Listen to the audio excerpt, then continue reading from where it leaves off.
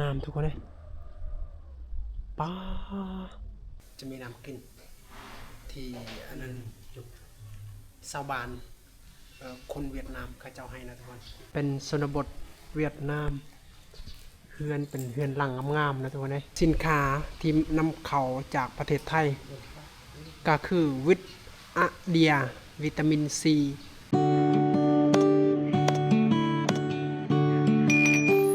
กับทักทายสบายดีและสวัสดีพ่อแม่พี่น้อง FC เบอร์สู่สุขยินดีต้อนรับเข้าสู่ซองเบาเติมคนหน่อยนะพี่น้องเนาะกาสำหรับวิดีโอนี้กาเบาเติมอยากจะพา FC เลาะเบิงเลาะชมชนบทเวียดนามนะทุกคนแต่ว่าก่อนที่รับเบิงรับชมคลิปวิดีโอนี้ก็อย่าลืมกดไลค์และกดแชร์กดติดตามเป็นกำลังใจเลยเด้อเอาไปเบิงไปชมนำกันเลยทุกคนนี่จะเป็นเฮือนซานบานซองของกระเจ้าได้เฮือนซานหลังงามๆนะทุกคนเลย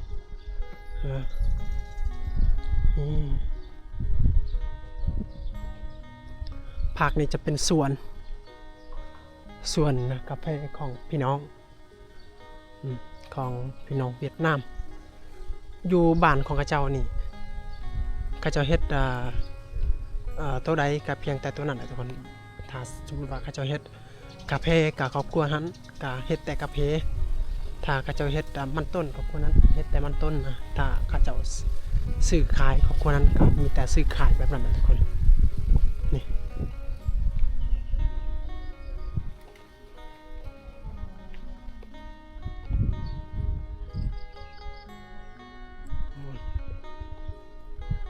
เขาจะบ่เลาะไก่เท่าไรนะทุกคนเพราะว่าเขากะบอกเคยกับชนบทของข้าเจ้าได้และเขากะยังบอกหูกฎของชาวบ้านในเขตนี้มันจะเป็นแนวใดนะแต่เขาเบิ่งรอบๆเถอะโอ้โหนี่เขากาเบียกาเพเลยทุกคนอันนี้ข้าเจ้าขายได้มีพี่น้องแถวบ้านซื้อนี่ต้นหนึ่งนี่6,000เงินดงเลยก็อิงตามมาแนวของมันนะผู้ที่กาเบียกาเพนี่ครับมีแต่กาเบียนี่แหละทุกคนในการดำเนินชีวิตนะนี่แต่นี่ไปพุ่นก็เต็มกับแต่กาเพส่วนไผ่ส่วนมัน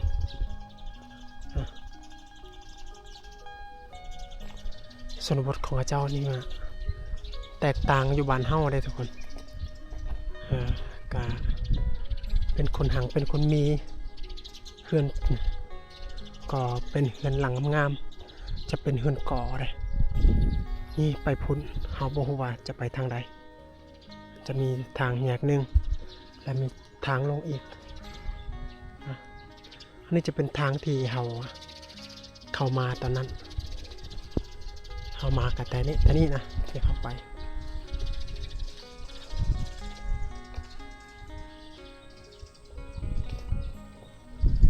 รูปทรงเฮือนของเขากะมันเป็นแบบนี้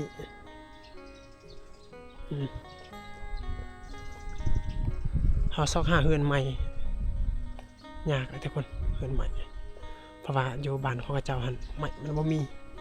และอีกอย่างนะถ้ามันเป็นบ้านเฮาผู้ที่มีเฮือนใหม่กับเฮือนก่อนี่มันฐานะต่างกันเฮือนใหม่ฐานะต่างกันเฮือนก่อฐานะต่างกันผู้ที่มีเฮือนก่อจะเป็นคนที่มีเงินนะผู้ที่มีเฮือนใหม่เป็นคนที่มีเงินอยู่แต่มันเป็นเงินธรรมดาเฮือนเขาเจ้าเฮ็ดไม่สอดเขาซับและซานไม่สอดกับแห้งผู้นั้นก็ต่ำกว่าคนอื่นนะแบบนั้นบรรยากาศก็แดดมานี้ฮอนคือเก่าทุกคนเลย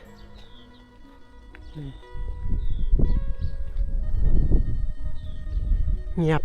ถ้าเจ้าไปทำงานหมด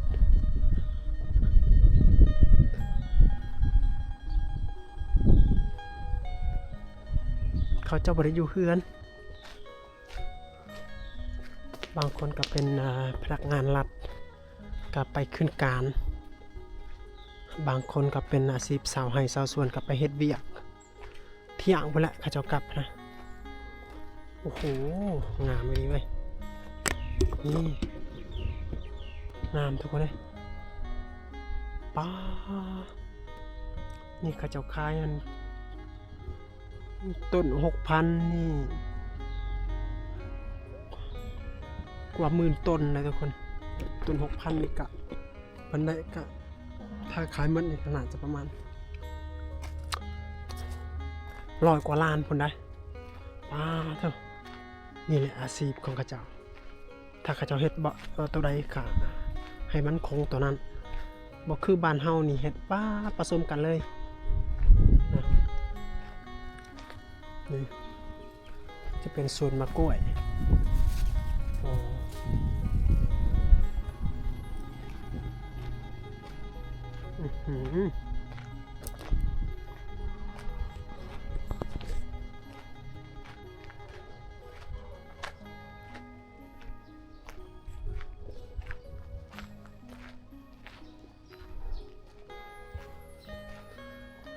บ่มีเขาเจ้ามุงสังกะสีเลยแต่กระเบื้องราคาแพงๆเลยทุกคนไปพุ่นนี่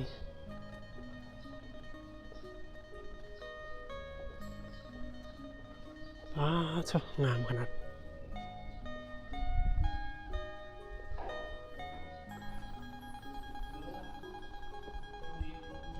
นี่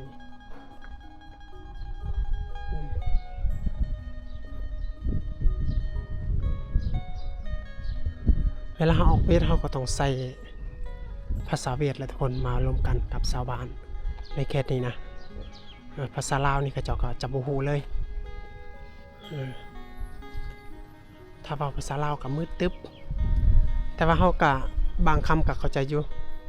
ภาษาเวียดแต่ว่าบางคำก็ยังบ่เข้าใจบ่ได้นี่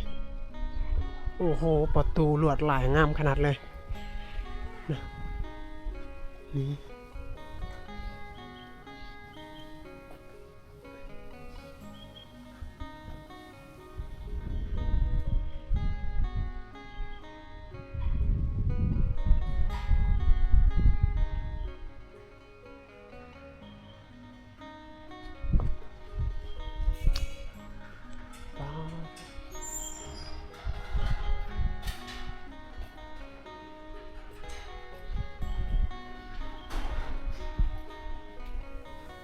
กินที่อันนั้นชาวบ้านคนเวียดนามเขาเจ้าให้นะทุกคนใจดีขนาดเลยนะนี่มาอะไรแอม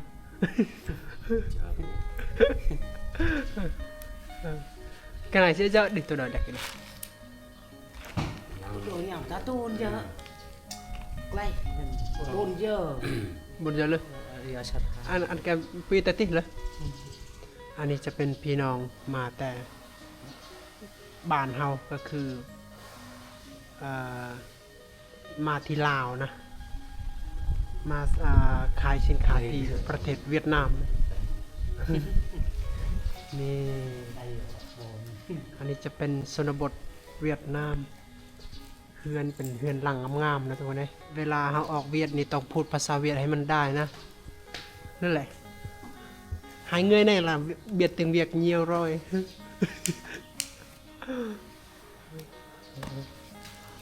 đó đây là mẹ khả thìซื้อสินค้าแต่ว่าเพิ่นยังบ่ทันไล่เงินเทื่ออันนี้เป็นคลิปที่เฮาอัปเดตชนบทและอัปเดตในการเดินทางกลับนะทุกคนนี่พักผ่อนก่อนเพราะว่ามันมีนำกินที่เพิ่นให้อันนี้จะเป็นนำกินสินค้าที่นำเข้าจากประเทศไทยก็คือวิตาเดียวิตามินซีวิตามินซี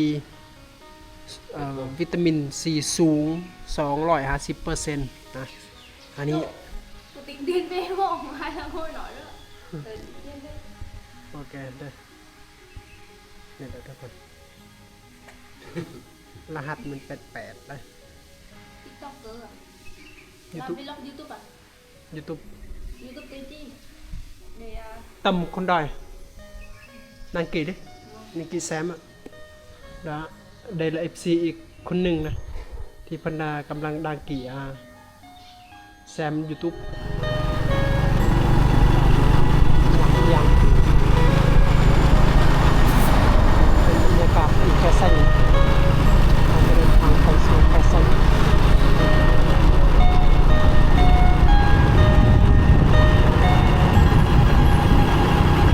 เอาทุกคนเดี๋ยวนี้เราจะเดินทางกลับนะเราจะเดินทางกลับแต่ในส่วนบทเวียดนามนะทุกคนการสำหรับอีพีนี้เป็นอีพีที่เราเดินส่วนบทเวียดนามนะทุกคนแต่ว่าเป็นคลิปสั้นๆเนื่องจากว่าเราบ่เคยกับส่วนบทของอาจารย์เพื่อแต่ว่าเพื่อหน้าเรามีโอกาสเราจะอัปเดตให้พี่น้องมันมีสิ่งหลายบริณาแต่อย่าลืมกดไลค์กดแชร์และก็ติดตามไปเด้อ